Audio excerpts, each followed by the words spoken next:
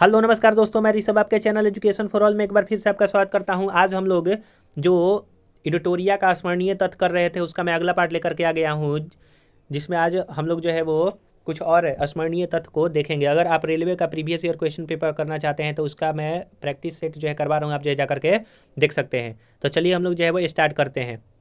Regulating act अधिनियम को पारित किया गया था। तो रेगुलेटिंग एक्ट जो है वो 1773 में आपका आया था। ईस्ट इंडिया कंपनी के द्वारा जो है इसको लाया गया था, या फिर कह सकते हैं कि ब्रिटेन के जो संसद ने लाया था। इस अधिनियम के अंतर्गत बंगाल के गवर्नर को बंगाल का गवर्नर जनरल जो है वो बना दिया गया। इसके अंतर्गत कलकत्ता में उच्चतम न्यायालय का स्थापना 1774 में जो है वो किया गया, और एलिजा इम्पे जो है वो प्रथम आपके CJI कह सकते हैं, यानी कि चीफ जस्टिस ऑफ जो है वो बंगाल बने एक तरह से।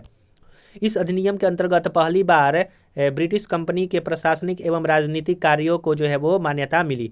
पिट्स इंडिया एक्ट अधिनियम को पारित किया गया था 1784 ईस्वी में।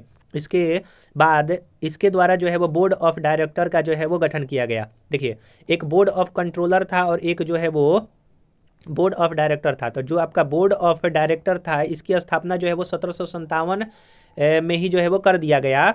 1773 या फिर 57 में ही कर दिया गया था, लेकिन जो बोर्ड ऑफ कंट्रोलर था वो 1784 में जो है वो किया गया था। आप इसको जो है वो एक बार और कंफर्म हो जाइएगा, क्योंकि इसमें दिया हुआ है कि 1784 में ही बोर्ड ऑफ डायरेक्टर और बोर्ड ऑफ कंट्रोलर का गठन हुआ था। लेकिन आप जो है इसको दोनों को जो है वो एक बार फिर से देख लीजिएगा। और इसकी जो दोनों की जो समापन हुआ था वो आपका 1857 के विद्रोह के बाद जो है वो दोनों को खत्म कर दिया गया था, और इसके स्थान पर जो है वो भारत सचिव का पद लाया गया था। ब्रिटिश कंपनी के अधिकार पत्र को 20 वर्षों के लिए बढ़ाया गया था। 1813 का चार्टर अधिनियम के अंतर्गत भारत का कंपनी के साथ व्यापारिक एकाधिकार को छीना गया 1813 के चार्टर अधिनियम के तहत, और चीन और पूर्वी देशों के साथ चाय का व्यापार का एकाधिकार जो है वो प्राप्त था ईस्ट इंडिया कंपनी को। इस अधिनियम के अंतर्गत ईसाई मिशनरी को भारत आने की जो है वो अनुमति दिया गया, और 1813 के चार्टर अधिनियम के तहत ही 1 लाख रुपया जो है वो भारतीयों पर शिक्षा के रूप में जो है वो खर्च किया जाने का जो है वो प्रस्ताव रखा गया, उसको मान भी लिया गया। ब्रिटिश कंपनी के साथ व्यापारिक एकाधिकार को पूर्णतः समाप्त किया गया था 1833 के चार्टर अधिनियम के अंतर्गत, और बंगाल के गवर्नर को भारत का गवर्नर जनरल जो है वो कर दिया गया। गवर्नर जनरल की परिषद में विधि सदस्य के रूप में चौथे सदस्य को जो है वो शामिल किया गया। इस अधिनियम के अंतर्गत लॉर्ड मैकाले की अध्यक्षता में प्रथम विधि आयोग का जो है वो गठन किया गया। भारत में मुगल सम्राट के पद को समाप्त कर दिया गया था 1858 के भारत शासन अधिनियम के अंतर्गत।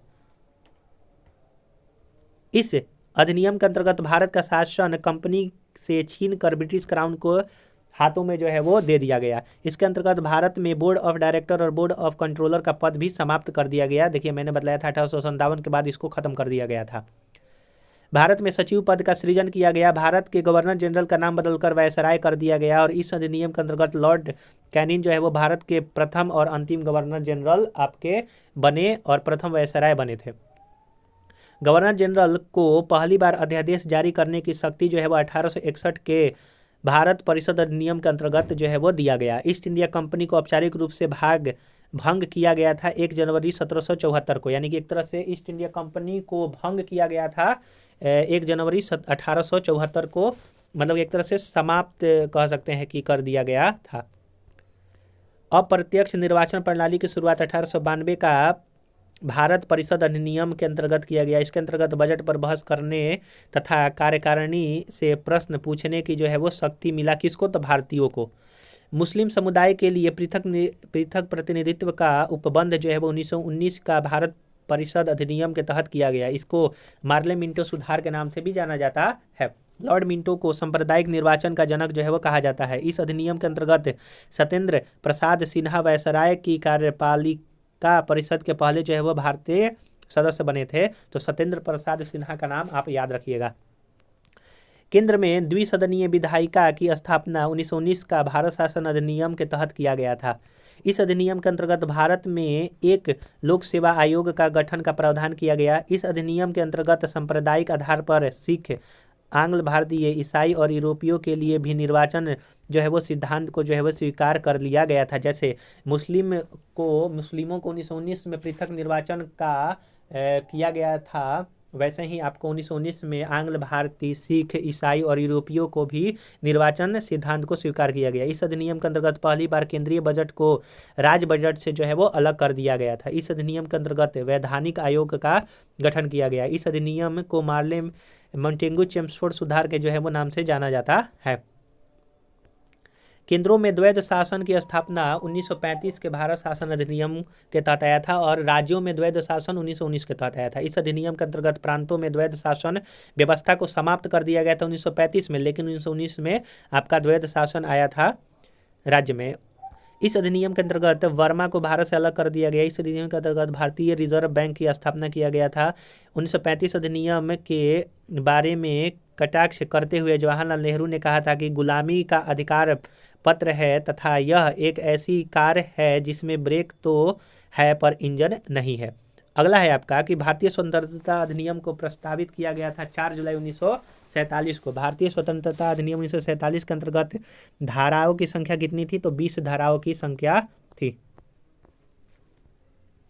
अगला स्मरणीय तथ्य है आपका कि भारतीय संविधान के निर्माण हेतु बनी समिति और उसके अध्यक्ष। संघीय समिति के अध्यक्ष जवाहरलाल नेहरू थे। संघ शक्ति समिति का अध्यक्ष जवाहरलाल नेहरू थे। संचालन समिति का अध्यक्ष राजेंद्र प्रसाद थे। प्रारूप समिति का अध्यक्ष भीमराव अंबेडकर थे और वहीं प्रांतीय संविधान समिति का अध्यक्ष वल्लभ भाई पटेल थे। तो हम लोगों ने यहाँ पर जो है वो कुछ और स्मरणीय तथ्य को देखा। अगर आपको ये वीडियो पसंद आया हो तो वीडियो को लाइक कीजिएगा, अपने दोस्तों में शेयर कीजिएगा। अभी तक चैनल को सब्सक्राइब नहीं किया है तो चैनल को जरूर से जरूर सब्सक्राइब कर दिया कीजिएगा। तो चलिए हम लोग जब अगले वीडियो मिलेंगे तब तक के लिए नमस्कार।